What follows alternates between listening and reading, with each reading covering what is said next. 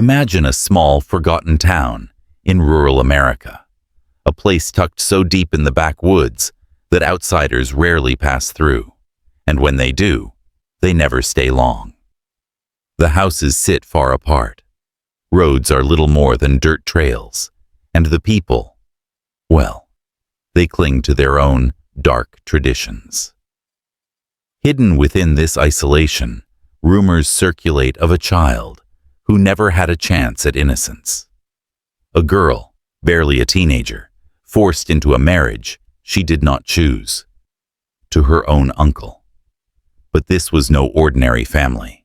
They were inbred, tangled by generations of bloodlines crossing over themselves, and their secrets ran deeper than the roots of the forest around them.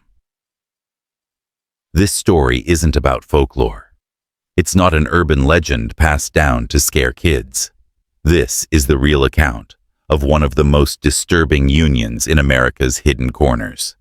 A child bride, a family built on silence, and a community that turned a blind eye, until someone finally spoke.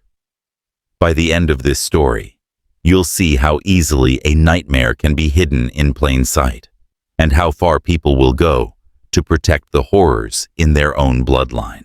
The story begins in the 1990s, deep in the Appalachian region of the United States, where counties are spread out and many families live off the grid.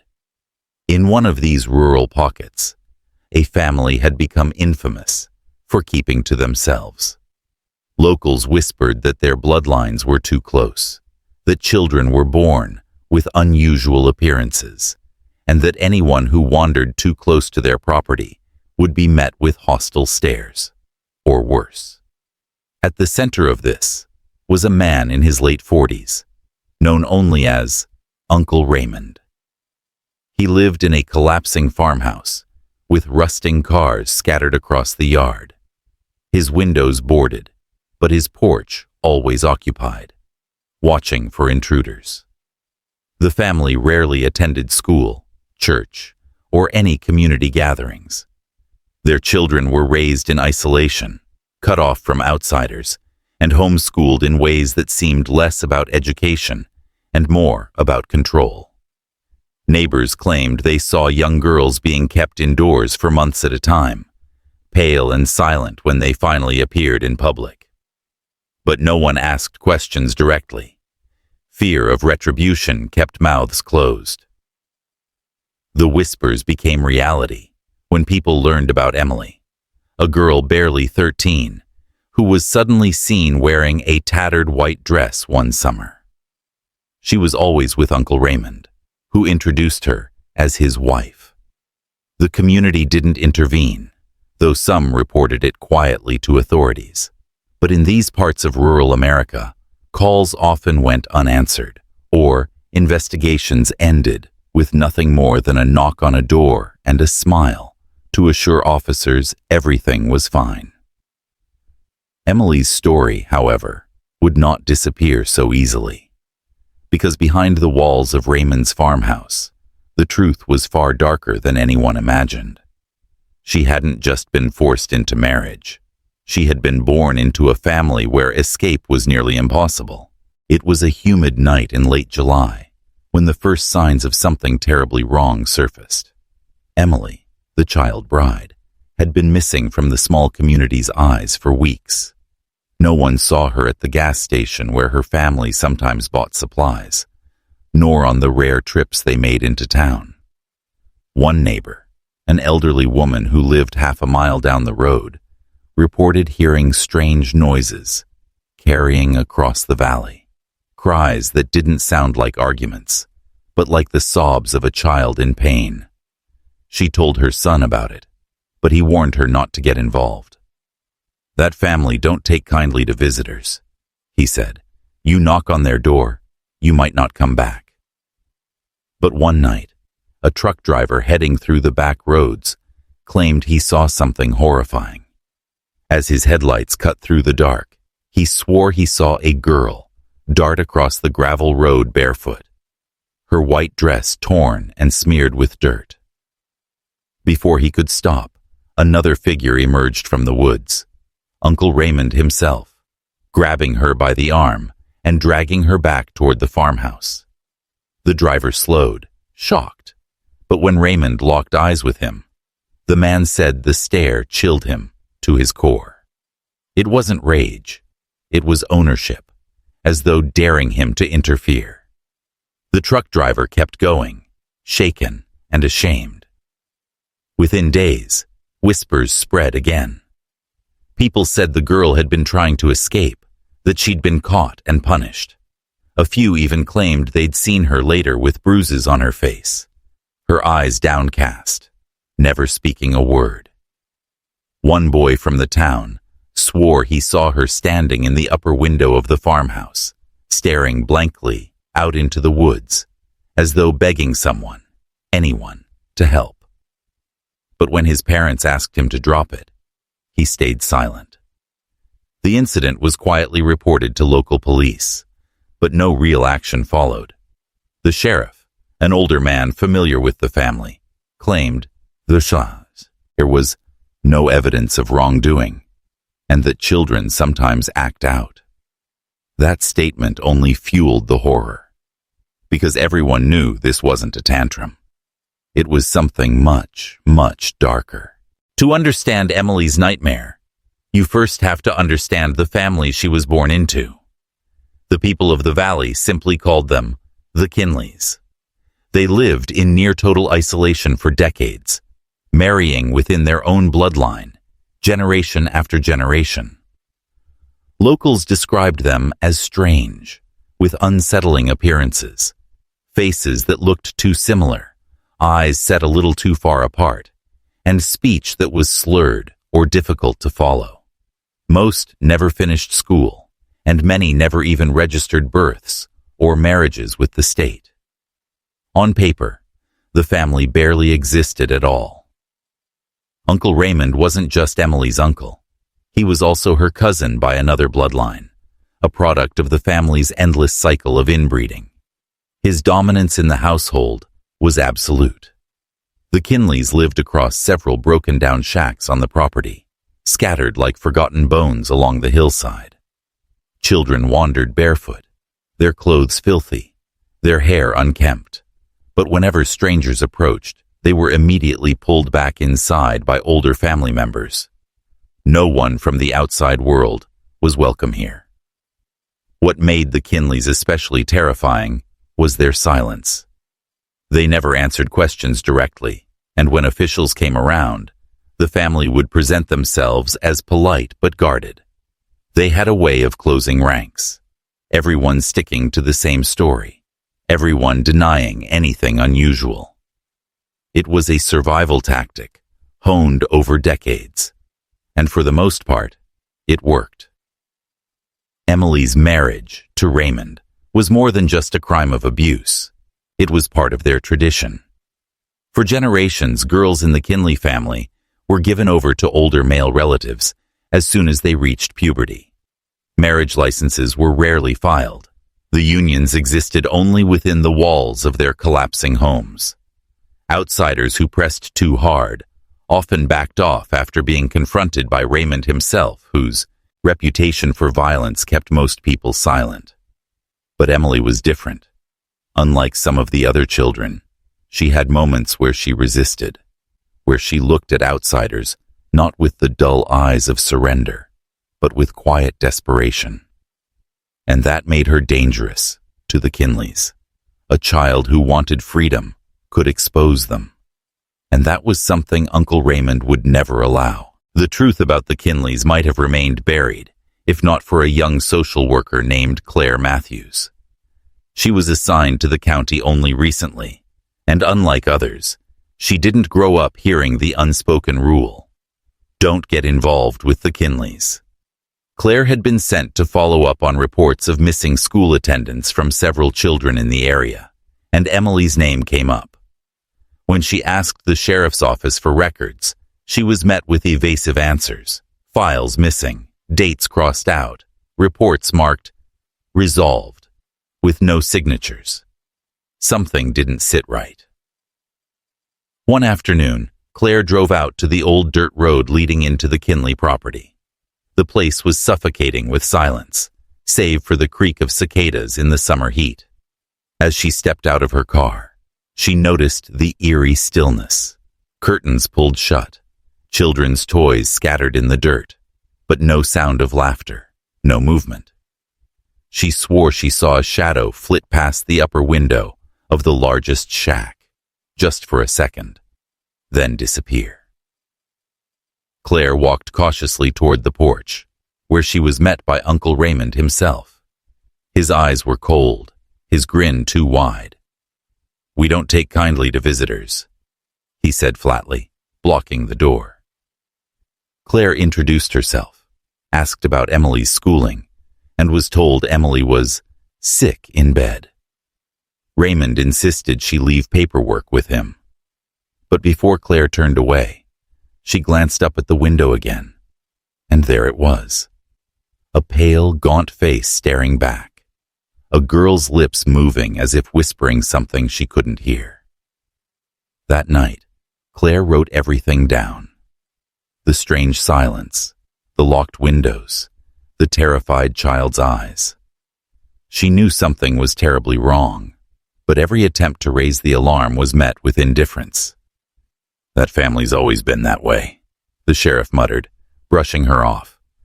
"You'll only make trouble for yourself." But Claire couldn't shake what she saw. The more she dug, the more disturbing details surfaced. Hospital records of births that were never reported to the state. Old newspaper clippings about strange family practices.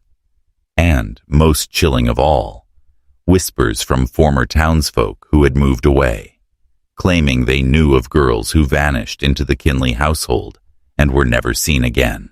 Claire's suspicions became undeniable when she received an anonymous envelope slipped under her office door late one evening. Inside were faded photographs, clearly taken years earlier, showing young girls dressed in white, standing beside much older men, always on the same porch, always with the same eerie blank expressions. The girls looked no older than 12 or 13, yet the men who clutched their hands or wrapped arms around them were easily in their 40s or 50s. One of the photos sent a chill through Claire's body, because the child in the image wasn't Emily.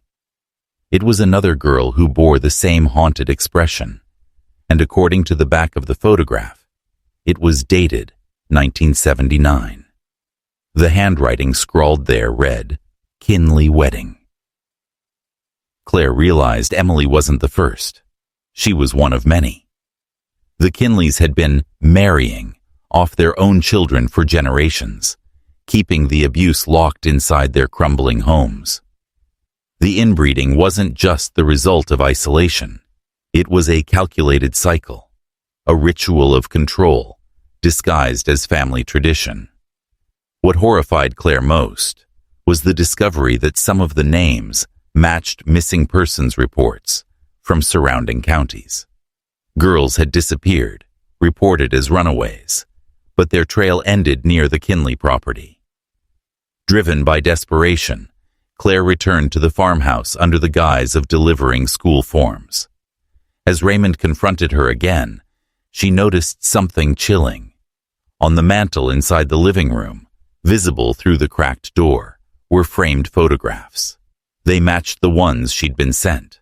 Dozens of children in wedding dresses, always beside older men. And then she saw Emily, barely 13, her face pale and hollow, wearing that same stained white dress. Raymond caught her staring. His smile vanished, replaced by something colder. "You've seen too much," he muttered, his hand tightening on the doorframe. Claire backed away, but the look in his eyes told her one thing. Emily wasn't just in danger. Anyone who tried to expose the family was. That night, Claire didn't sleep. She realized she had uncovered not just abuse, but a generational horror, a secret marriage pact hidden for decades in the Appalachian hills. And now, the Kinleys knew she was onto them.